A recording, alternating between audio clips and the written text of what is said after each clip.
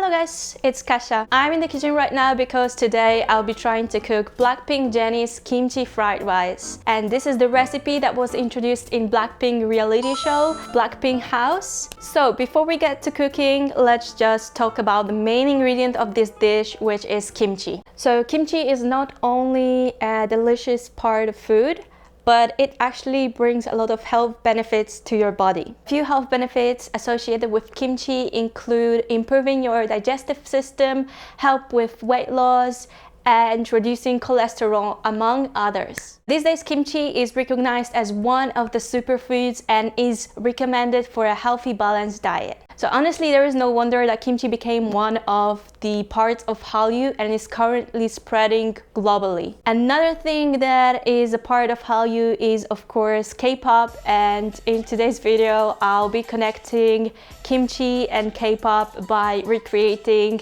BLACKPINK Jennie's recipe. So actually, Jennie's recipe for kimchi fried rice is just samgyeopsal kimchi bokkeumbap, and I heard that it's a pretty famous type of kimchi fried rice, but personally I have never tried it before. My favorite type of kimchi fried rice is a spam kimchi fried rice, but what is great about this dish is that you can actually make it with any ingredients you like. So if you don't eat meat, you can substitute it with tuna or any other fish. And if you don't eat either meat or fish, you can still make it just with vegetables and it will be tasting delicious as always. Today's recipe is using samgyeopsal, which is a pork belly. So this is pork, but if you don't eat pork or if you're just not a fan of meat, you can make this recipe with any other ingredients. So for this recipe, I will be using samgyeopsal.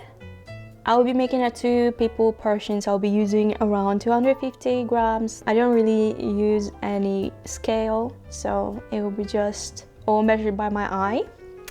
Then we need some scallions. It's also up to your taste. You can use less or more. We'll be using some rice. You can use a different type of rice. I'll be using microwave rice because we don't have a rice cooker. So this is the easiest way and the quickest way for us to make rice. And some gochujang paste. And the main ingredients of today's dish, kimchi. So the first step of today's recipe is cutting the samgyeopsal. So what you need to do first is to cut samgyeopsal into the bite-sized pieces. It's actually a little bit difficult to cut, so I'll be back after I finish cutting. So this is the cut pork belly samgyeopsal that we'll need later. And actually we can start cooking it right now. In the meantime, we'll be putting our white rice in the microwave and setting that for 3 minutes.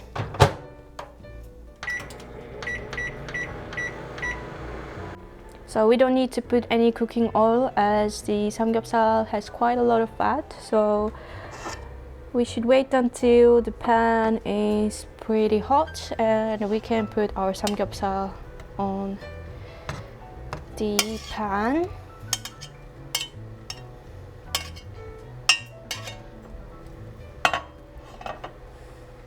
The next step in our recipe, as we're waiting for samgyeopsal to start frying, is to chop the kimchi. But actually the kimchi that we bought is already chopped, so we are going to skip that step. But if you buy kimchi that is in big pieces, you should chop it to bite-sized pieces.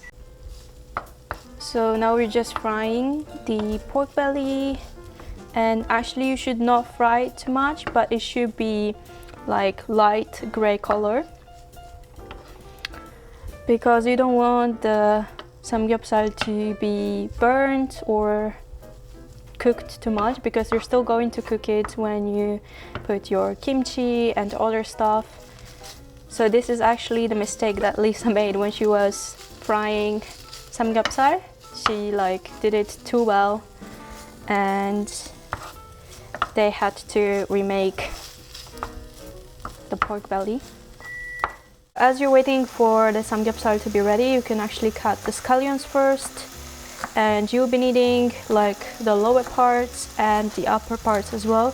So you can use some for now to put while the rice will be cooking, and some later just to decorate when you finish cooking the dish. Okay, so now our samgyeopsal is ready and we can move on to the next step, which is putting kimchi. So we're going to put kimchi, and don't forget to include some kimchi juice as well, as we will need it later when we add the rice. I think this is actually too big for our kimchi fried rice today, so this is all we're going to use for now. And you're going to fry the kimchi for a while before adding rice. So the kimchi smell is really nice right now. Now we'll be doing the next step, which is adding the rice to kimchi and pork belly. So as this is a 2 people recipe, we'll be adding 2 cooked rice balls. And you need to mix these well.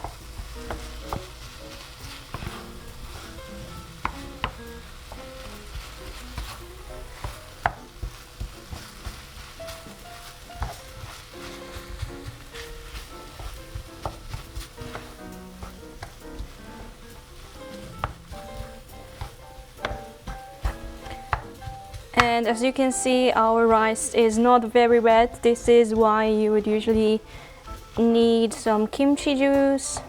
I don't think there was enough kimchi juice in our kimchi, so try to opt for the kimchi with a little bit more of the juice so that the rice could be mixed better.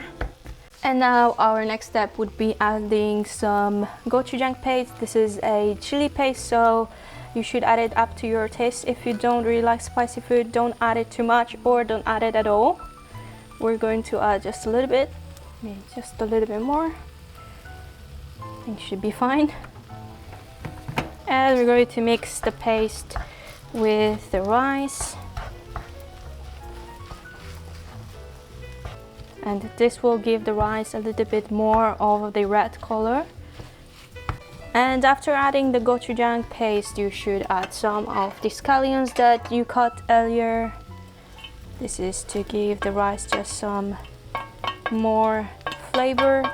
And again, you should mix it well.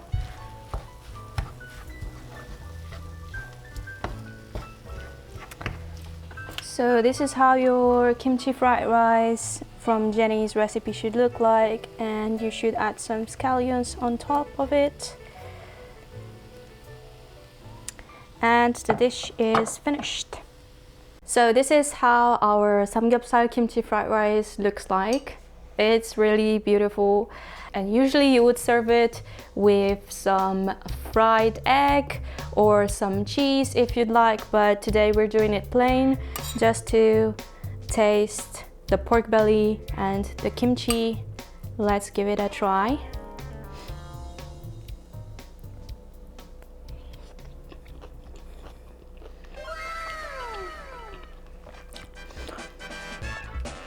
It's really good. I honestly really love the taste of samgyeopsal and fried kimchi. I think I could add a little bit of salt and pepper. I think I actually forgot to add salt and pepper, and it was in the recipe, but it's still great if you don't really use salt or pepper that much. It still tastes good.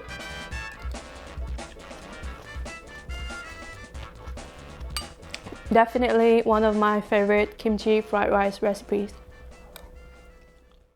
That's it for today's video, and I hope you enjoyed watching me cook this recipe, and I hope that I made you curious enough to try this recipe at home as well, especially if you're a BLACKPINK fan. I think that is something that you should definitely try cooking at home. The recipe is really easy and it tastes really great.